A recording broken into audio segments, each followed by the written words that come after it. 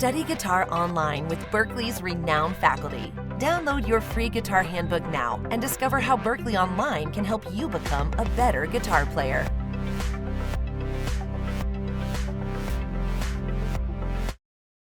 What's up guys, Gabriel Bergman here with Premier Guitar, and in today's video we're checking out 5 topics you need to know on the guitar. So let's go. Cool, so like mentioned in the previous scene, today's video is 5 topics you need to know on the guitar. And throughout teaching, it doesn't really matter whether you're a beginner player, intermediate player, or an advanced player. These 5 topics I found, besides being super entry level into a basic guitar theory, they're just really great building blocks that can take your playing and knowledge of the full fretboard to the next level in a very simple tasks. These aren't life-changing topics, right? But these are incredible building blocks that, if you really have a good understanding of them, will take your playing and, like mentioned, your fretboard theory to the next level. So with that being said, let's dive into our first topic. So the first topic I want to mention is one that's maybe in this whole video, the building block of everything. And that is your understanding of notes on the fingerboard. Being able to identify that when you play the 3rd fret on the low E string, you're playing a G natural. But let's say you play 9th fret on the B string, you're playing a G sharp. Here, 5th fret of the G string, C natural. 2nd fret, G string, A. 7th fret, A string, E, right? D, G sharp, F natural, F sharp. You know what I mean? And to get there, you can practice maybe by octaves. G, G, right?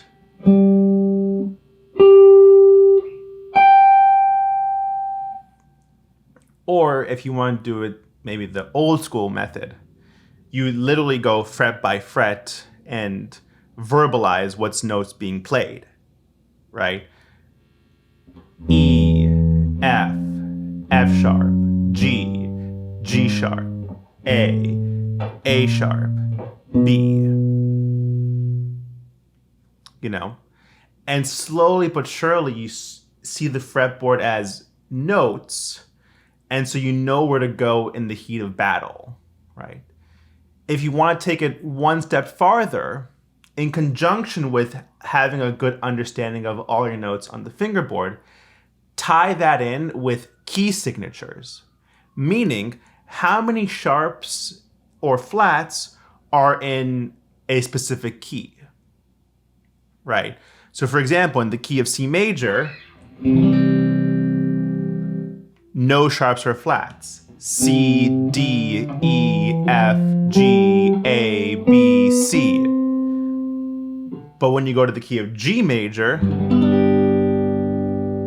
you introduce your first sharp. G, A, B, C, D, E, F sharp, G. You know what I mean? And those 2 simple steps in conjunction, understanding your notes on the fingerboard and then tying that together to how many sharps or flats are in a specific key, will take your general basic fretboard knowledge to the next level. So the next topic I want to mention is essentially an extension of our previous topic, right? That being a good understanding of the notes on your fingerboard, as well as key signatures. How many sharps or flats are in the key that I'm in? And this topic is having a good understanding of your major scale with emphasis on the caged system.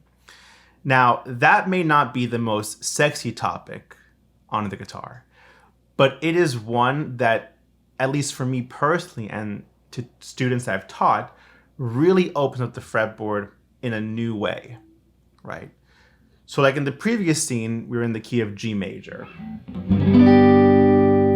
G, A, B, C, D, E, F sharp, G.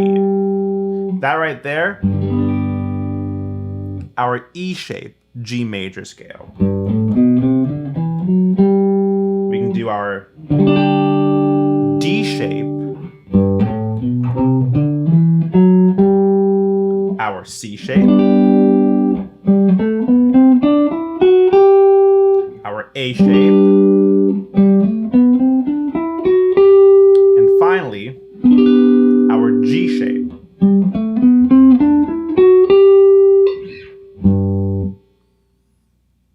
And that right there was the same scale 5 different ways. And when practicing, the power of the cage system is that you can see the whole fingerboard as one key, right? So for example, if I want to play G major all over the fingerboard, it can look something like this.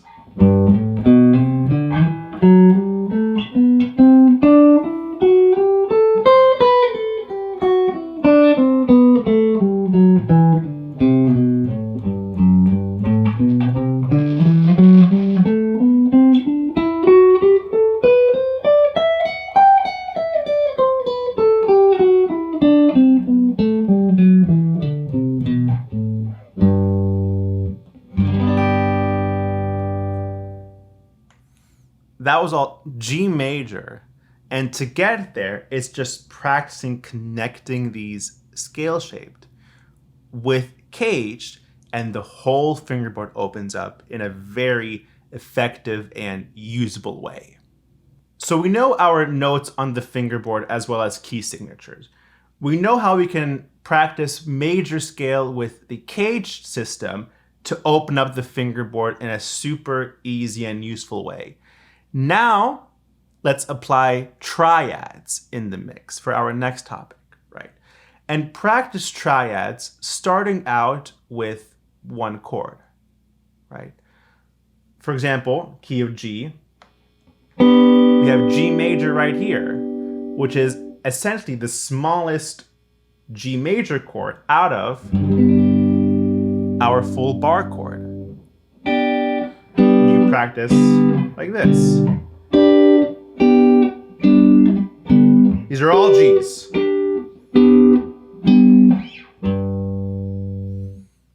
When you practice that, it's very important to understand the movement of the notes and what makes up that chord, right?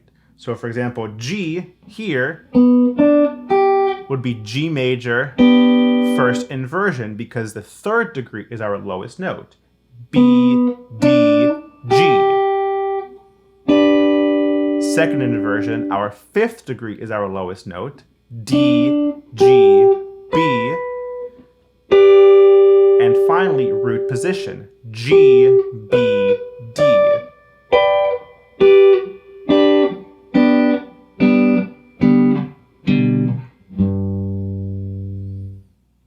So now you can play G major chords anywhere on the fingerboard, like this one.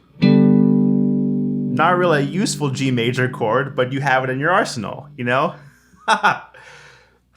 Now, you know major, let's do minor. Flat 3, 5, root.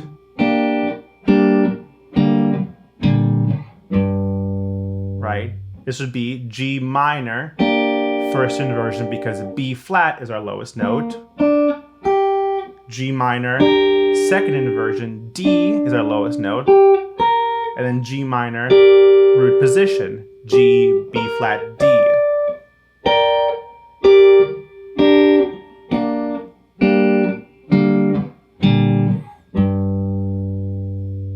And now, for example, you can play, let's say, this G minor, which again really isn't useful, but you have it up your arsenal, which is super important, right?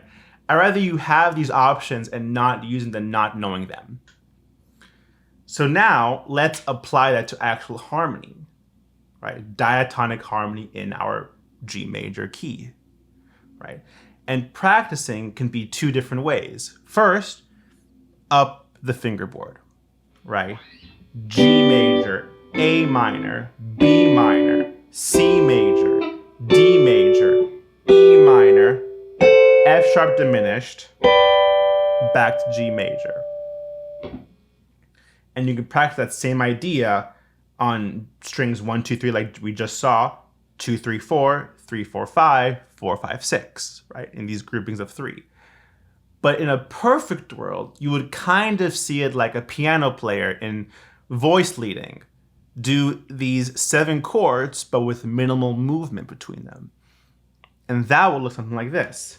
G major, A minor, B minor, C major, D major, E minor, F sharp diminished, G.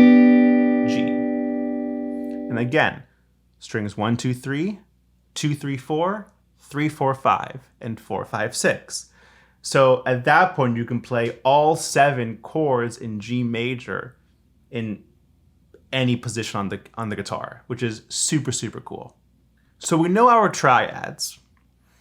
Let's break those down smaller with our next topic being arpeggios. You know, taking these chords and literally spelling them note by note. And again, this is just another way to open up the fretboard and help you outline chord progressions when, quote unquote, playing the changes. And you know, before you start soloing with them, start simple and just spell out these chords with root, third, and fifth degree, right? So again, G major, root, third, fifth.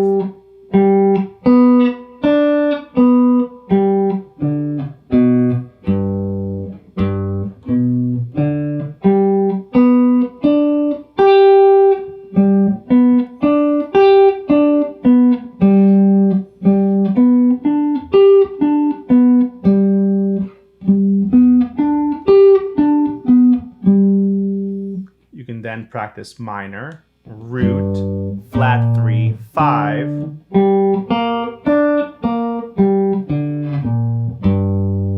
And if you're feeling excited, you can do diminished, which is root, flat 3, flat 5.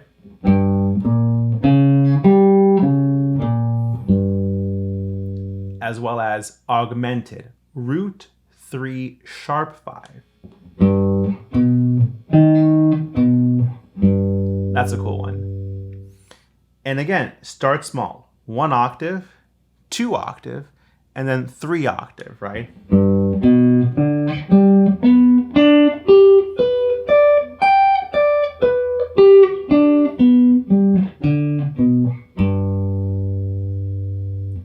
And when it comes to progression, applying them, you know, something like this.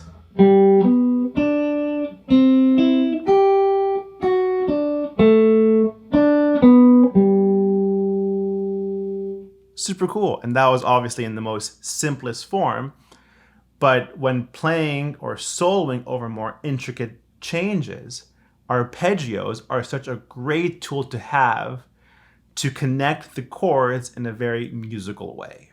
So for our final topic for today's video, it's also coincidentally the topic of my previous video for Premier Guitar, and that is having a good understanding of your major and minor pentatonic scales through the caged system, right?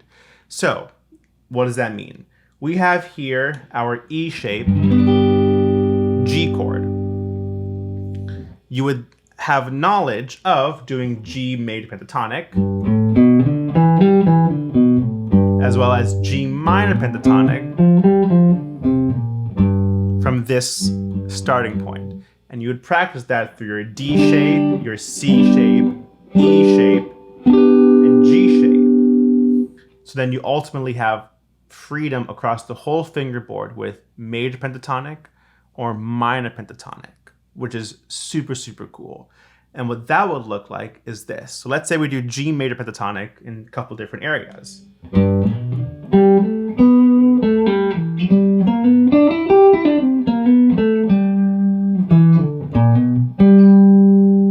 Let's say we do now G minor pentatonic.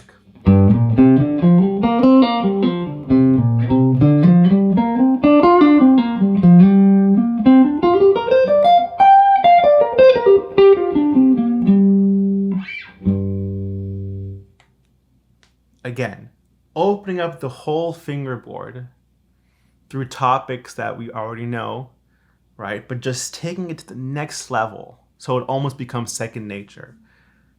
Pentatonics, both major and minor, through the caged system. Well, all right, guys, that is today's video. 5 topics you need to know on the guitar. And remember, these are 5 topics that are incredible building blocks on the instrument that, with a great understanding, will hopefully give you ultimate freedom on the guitar. So with that being said, once again, my name is Gabriel Bergman. I hope you enjoyed today's video, and I'll see you on the next one.